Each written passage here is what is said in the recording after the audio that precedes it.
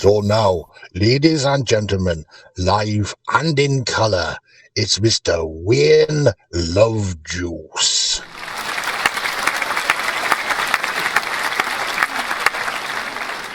The other day our producer Louis had a chat with an interesting chappie who said that the YouTube algorithm really aren't that happy if a channel only broadcasts once a week, so we decided we could Xtra whenever we've got a piece of news in our new book on the track Xtra.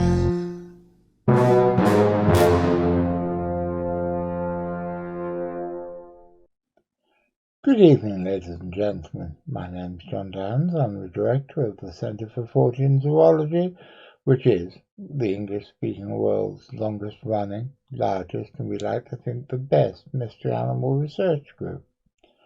And welcome to another episode of On the Track Xtra, which is a show lasting about 15 minutes or so that we bring you every Wednesday evening as an adjunct to our main show, which goes out on Saturday afternoons. Well, my guest this week is somebody I've known a very, very, very long time. He is actually my oldest friend. I have known him since he was 6 and I was 11 in Hong Kong in 1970, and apart from my brother and my cousin Penny, he's probably the person I've known longest in the world. So, ladies and gentlemen, without further ado, the editor of Flying Snake magazine, my old friend and house guest for the next few days, Richard Muirhead. Richard, how lovely to have you here, my dear boy. Yeah. So, when's the next issue of Flying Snake due out? Due out this September or October. So what have you got in it? Well, I've got a variety of things in it. I've got the Chester cat hoax of 1815. Okay, you can't say the Chester cat hoax of 1815 and not go, what on earth is the Chester cat hoax of 1815? Well, a bogus story appeared in a newspaper asking all the inhabitants of Chester to accumulate their cats because they were going to be sent to St. Helena, where Napoleon had been exiled, to get rid of the rat population. And so what if they had done? Maybe the giant earwig would still be alive. Yeah. So basically loads of people fell for this and accumulated their cats, but it all collapsed because there was nobody there to collect the cats, and they were let loose and they swarmed all over Chester. Hundreds of cats, thousands of cats, many of which ended up dead in the canals, and it was a complete fiasco. There never was a plan to send the cats to St. Helena. So what else have we got? I've got a story of a lamb with 5 legs in Macclesfield. Oh, is that the one that we put in? Yeah, Animals and Men. It's a great pity that the girl who rescued him didn't want to be interviewed. That is a shame. But it's just one of those things, I suppose. Well, I think it's one of those things is that people these days generally distrust science, and I'm not quite sure why. Yeah. But I've got a duck with 4 legs. A duck with 4 legs? I can't remember where that is. I can remember where that is because... Oh, of course, yeah. I've got these 2 laminated cards which Bob Skinner was kind enough to send me to Richard, and the duck with 4 legs was in St. Louis, Missouri, on the Sunday the 12th of July, 1896. And No, it wasn't. That was a duck with 2 heads. That wasn't the duck with 4 heads, 4 legs. Ah, yeah. This is a duck completely different. So I Gave the haven't. wrong information, I'm afraid. So what is it? Is it a duck with 2 heads or a duck with 4 legs? Well, the one that I'm pretty sure the one going in Flying Snake is a duck with 4 legs. Separate story. Separate story. Yeah. Also, I've got a story of a freshwater octopus in Wisconsin. Now, I've never heard of these in Wisconsin. I've heard of them in Oklahoma. Yeah. I don't have any further information on that. I just made a note that it was in Wisconsin. But all will be revealed when Flying Snake comes out. Boom, boom, boom. So what else have we got? Military encounters with cryptids. For example, back in 1983, the military were called out to a farm in Devon to hunt a big mystery cat. Mm-hmm. I'm pretty sure the farm was in Devon. It was. And then, that was 83, wasn't it? I'm pretty sure it was 83, yeah. Well, in 87, there were 2 times that the Royal Marines were sent out onto Exmoor to try and catch the beast of Exmoor. Right, that's interesting. I will write those 2 up for you if you like. What else have I got? A winged terror in Wales. Again, we talked about this a while ago. It was possibly a vulture. Oh yeah, that was Remember that? Yeah, yeah. It was 1914, I think.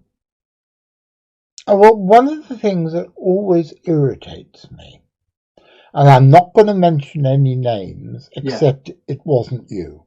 Yeah. But somebody was allegedly researching, and I'm putting this in inverted commas, a pterodactyl sighting in Wales in 1980 odd. Okay. And he came back and said, I've solved it, I know what it was. And I said, what was it? He said, it was a Philippines monkey-eating eagle. And I said, oh, which zoo did it escape from? Oh, I didn't look into that. I just looked in my book of birds of the world, and it looked about right. I said, that's not researching it at all. It's just looking at pictures. Yeah. If you want to say why there's a Philippines monkey-eating eagle turned up in South Wales, I want to know which collection it came from, who owned it, how long it was escaped for, was it shot, blah, blah, blah. Yeah. Whereas, with your vulture there, we're talking about, we showed, I think, on an earlier episode of On the Track, that there are 2 species of vulture which have had records in the southern part of the United Kingdom that could be responsible for this. So it's the difference between somebody being a proper researcher like you and being a complete fuckwit. I think I'm probably going to have to bleep the word fuck in fuckwit. Okay. Now, what else have I got? I've got a pine marten in Somerset in 1946, which you covered in more depth in Animals Men issue 80. But I'm trying to find all the last reports of the original pine marten population in all the English counties. Yeah. Because Langley and Yalden said that they were... I sent you that paper, didn't I? Yes. Langley and Yalden said they were extinct by 1870. Well, to have been still around in Bristol in the 1940s, to have been in Somerset in the 1940s, to still be the last one shot in Devon was 1912, which is even that's still 42 years late. Yeah. And the last one in Cornwall was in the 1920s. It means every single one of their dates in the counties of the West Country is wrong. Sure. which is interesting in itself. I think it's very interesting in itself. I've got 2 reproductions from Early Animals and Men.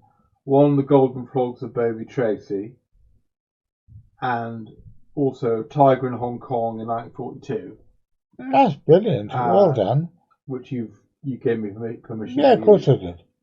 I've got Catholic Fortiana. What I think you should probably do is to republish the thing I did more recently about the more recent records of the Golden Frogs and the Other Holy Well in Bovey Tracy, because I didn't realise until about 2 years ago there are actually 2 holy wells, and I've been looking at completely the wrong one. Oh, right.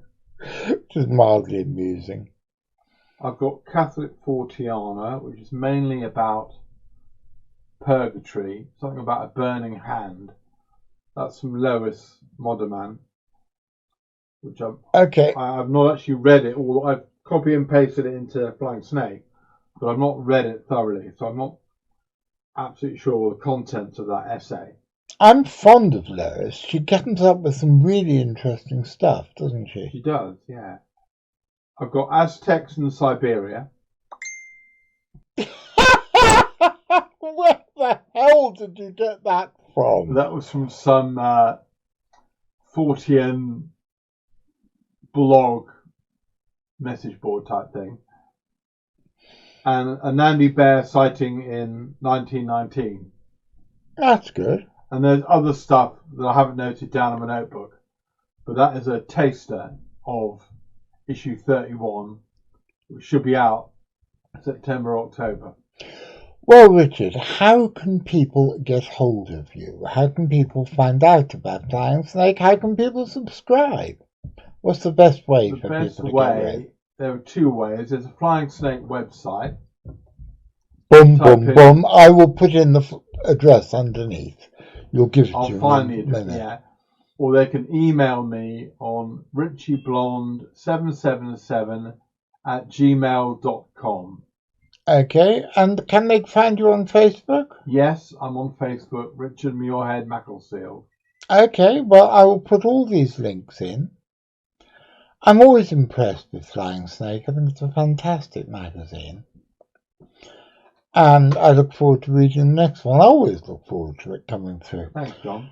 So, no doubt, Richard, you're here for the whole weekend. No doubt we'll be recording some more stuff. So you out there in viewership land will be seeing more of Richard Muirhead directly. As they say. You. Yep, exactly. As they say in the West Country, I'll see you directly, and he's told us that you're going to be seeing him. So, bye-bye.